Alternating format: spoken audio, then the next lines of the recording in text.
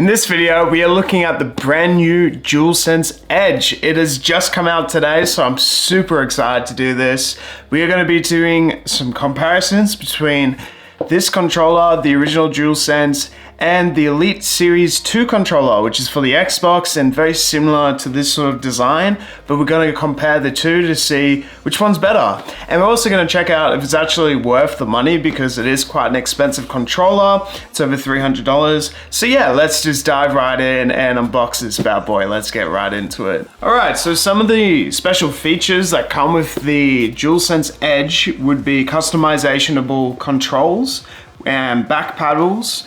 It also comes with DualSense wireless controller features built in, so like your normal DualSense controller features. Replaceable stick modules is also another thing. There should also be a bag that's included, I hope. Let's find out. So let's unbox it. Alright, so it comes in this nice PlayStation box. Very nice. This is the first time I'm unboxing this, experiencing it for the first time, so I'm excited. Alright, let's have a look. Ooh, nice, nice, nice. So this will be the actual controller. Is there anything else inside the box? Not that I can see. So that's it, maybe?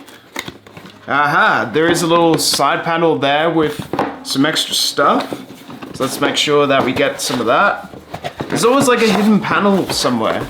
So yeah, so we got the actual instructions here. We got this nice sort of padding coming on over here. This sort of material does come with some other PlayStation accessories as well. Ooh, this is nice. Oh, the packaging is really nice with this case. Damn, I was not expecting this case to be so nice. This is a really well designed case. We've got the actual lettering of some of the PlayStation logos there. Got the PlayStation logo there. We've actually got these like pads here. Does it have it? Oh, it's Velcro. No way. So this back panel where you could do like the charging for the controller is actually Velcroed in. That's a big upgrade. I like that. Ah, and we also have this. So basically we can attach this to, I don't know, like a bag or something like that. Just something extra there. You can fit some extra accessories there. All right, let's actually open this. All right, let's have a look. Oh, dude, this is sick. All right, so the first things, we've got the controller. We have some thumbsticks. We have the back paddles. We've also got this locking mechanism over here. And we also have the pouch. And the pouch has got a cable in it. Let's actually just jump right into the actual DualSense Edge. This is it. Mate, this is looking pretty specced out.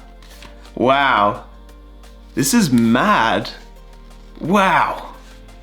So, straight away, man, some of the upgrades, the material is feeling really smooth.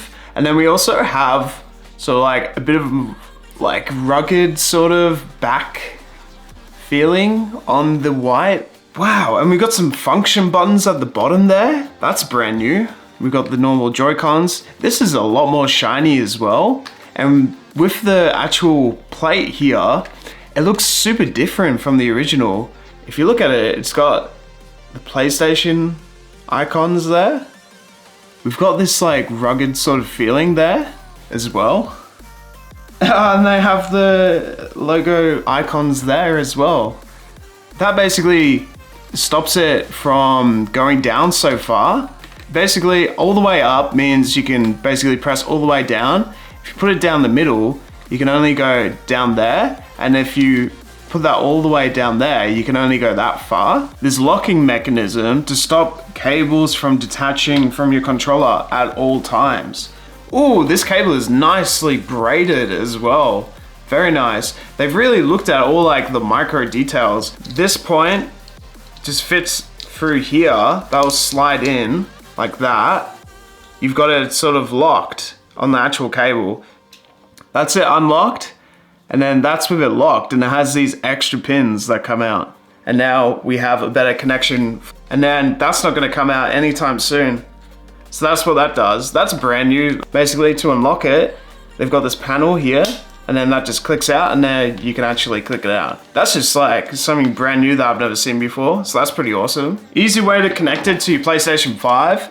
You just literally can just get one of these USB cables and just connect it via the front part of the USB. And this is a pretty long cable. So let's actually plug it into the PlayStation 5. There we go, so we turned it on for the first time. And it sort of had like this orange light. How we have customization for like different situations and stuff. And we have different profiles that we can actually create. And we have these function buttons that we can press. And we can actually, you know, customize the different buttons using these customizational options. And we can do custom profiles. And you can also update the software if you need to through this as well. So you can create your own custom profile, let's say profile 1. So we can customize sort of the back paddles here, and then we can make that something like, I don't know, R2 or R1, for example, or like L1, and then make this like R1. Now we've created a profile, we can now assign it. We can now assign that to FN and circle. So let's go function and circle. So now we have profile 1 activated. So basically when we press the back paddles now, we'll have L3 and R3. So now I want to look at actually customizing this controller and like some of the ability to do that. So you can literally just pull these out. It's not that hard. So that just comes out like that. That just attaches like that. And it's pretty easy. So these are the high ones. That's what they look like. That's the short one, that's the really high one. And then we've got the original ones that come with the controller. They just sort of click in pretty easily. And they have two different sort of surfaces. So these have a rounded surface that has like more of like a groove in the surface. And then those will just fit back on the panels right there. So these are just sort of magnetic paddles. So they just sort of go in like that. And they're magnetic, so they come in, and now we can use them. So we've got the longer ones, which are these, and then we have the shorter ones, which are these ones as well. So these are also the shorter back paddles. So they're pretty cool because they sort of stick out and they're not so like low. So I kind of like those a bit more because they'll just fit here. So I'm gonna show how to actually take off this front panel. Press in the release thing and then this will pop out, which is the faceplate. On the inside, they have these two side latches that we can take out. So we just push them up. So they'll just come up like this, like that. Boom. So now they're up. And now you can push that down and you can take out the different stick modules that way and you can replace them. The original DualSense does not come with a case, and the main differences are with the body. So the back has this rugged sort of feel. So does the original controller actually as well. So there's not too much of a difference in terms of that. The front of the DualSense Edge is a bit more shiny, and we've actually got a black motion sensor right there. The actual buttons here are black as well, which is a difference there. Apart from that, you know, the L and the R buttons on here have this rugged sort of finish. This one is all smooth.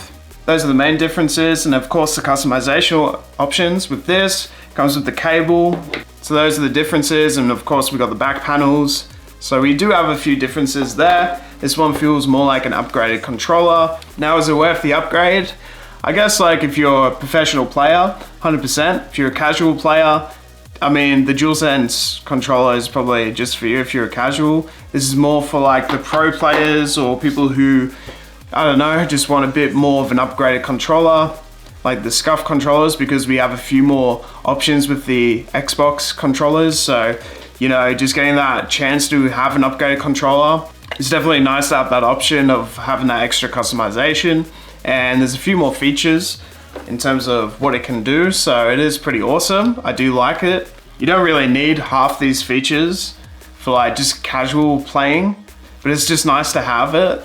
But you know, it's not a necessity. That's just it. In terms of the Elite Series 2, some of the things that surprised me with the differences was the Elite Series 2 has just like the back panel that just comes out like that and it's rubber. Well, this is a Velcro finish and it's just a bit nicer. This one actually comes with a charging station, which is not something that I'm seeing with the DualSense Edge.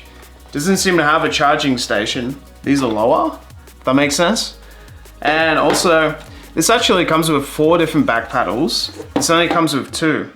A big difference here is this can actually have customizational stick modules, while this one just does the customizational sticks. That's all it does. We do also get the option to upgrade this part of the Elite Series 2, while this one, because we've only got 2 sticks we can upgrade, that's really it. I like the look of the DualSense Edge a little bit more than the Elite Series 2, but you can have your own colors for the Elite Series 2. Yeah, overall, I'm kind of preferring the DualSense Edge because of the quality. It's sort of like the same material as the original DualSense controller, so it is really nice. So I do really like it. I guess like the bottom function panels are a little bit different because we don't have that with the Elite Series 2. But apart from that, that's pretty much it. Those are the main differences there. Yeah, so those are my thoughts and feelings. Gone through all of the features and everything you need to know for the DualSense Edge. So like and subscribe if you want to see more of this type of content, and I'll see you guys next time.